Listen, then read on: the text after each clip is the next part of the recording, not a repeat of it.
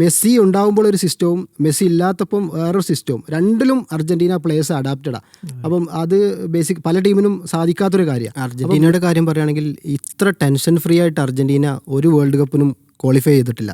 ഇപ്പോൾ 1986 ഡിയാഗോ മറഡോണയുടെ നേതൃത്വത്തിൽ world cup നേടിയ ശേഷം എല്ലാ വേൾഡ് കപ്പിനും അവരുടെ സമ്മർദ്ദം ഇങ്ങനെ ഒരു ചരിത്രഭാരം എന്ന് പറയാവുന്ന രീതിയിൽ കൂടി വരുന്നത്. 2022 വേൾഡ് കപ്പ് നേടിയതിനു ശേഷം ഇത്ര ടെൻഷൻ ഫ്രീ ആയിട്ടാണ് അവർ കളിക്കുന്നത്.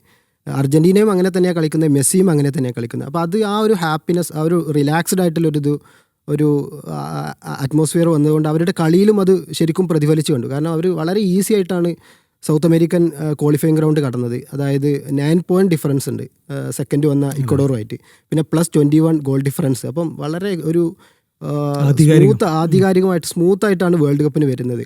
അപ്പോൾ അർജന്റീനയ്ക്ക് ബേസിക്കലി നമ്മളിപ്പം അങ്ങനെ വിലയിരുത്തുമ്പം പൊട്ടൻഷ്യൽ ഒരു പ്രശ്നങ്ങളും നമുക്ക് കാണുന്നില്ല. ഒരു 2022 ടീം ഏറെക്കുറെ ഉണ്ട്. മെസ്സി ഇപ്പോഴും MLS കളിക്കുന്നതെങ്കിലും ഇപ്പോഴും സ്കോർ ചെയ്തുകൊണ്ടിരിക്കുന്നു. ടീമിൻ്റെ ഒരു അച്ചുതണ്ടായി നിലനിൽക്കുന്നു.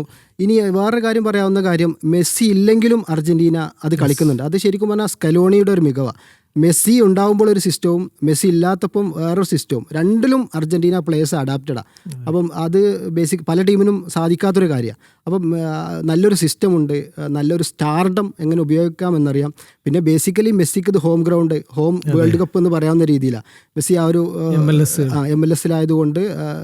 ആ ഒരു സാഹചര്യങ്ങളോടും ക്ലൈമറ്റിനോടും അതുപോലെ തന്നെ അവിടുത്തെ എല്ലാത്തിനോടും പരിചയപ്പെട്ടു. പക്ഷേ ഇത്രയും ഫ്രീ ആയിട്ട് ഇത്രയും പ്രതിഭയുള്ളൊരു കളിക്കാരൻ കളിക്കുമ്പം നമുക്ക് തീർച്ചയായിട്ടും വലിയ അത്ഭുതങ്ങളെന്നല്ല, തീർച്ചയായിട്ടും നമ്മളെ ഒരു ആരാധകരുടെ പ്രതീക്ഷക്കൊത്ത് തന്നെ അർജന്റീന ഉയരുമെന്ന് പ്രതീക്ഷിക്കാം. പിന്നെ അർജന്റീനയുടെ ഗ്രൂപ്പും ബേസിക്കലി വലിയൊരു നമ്മളൊരു ഒറ്റനോട്ടത്തിൽ കാണുമ്പോൾ അത്ര ടഫല്ല.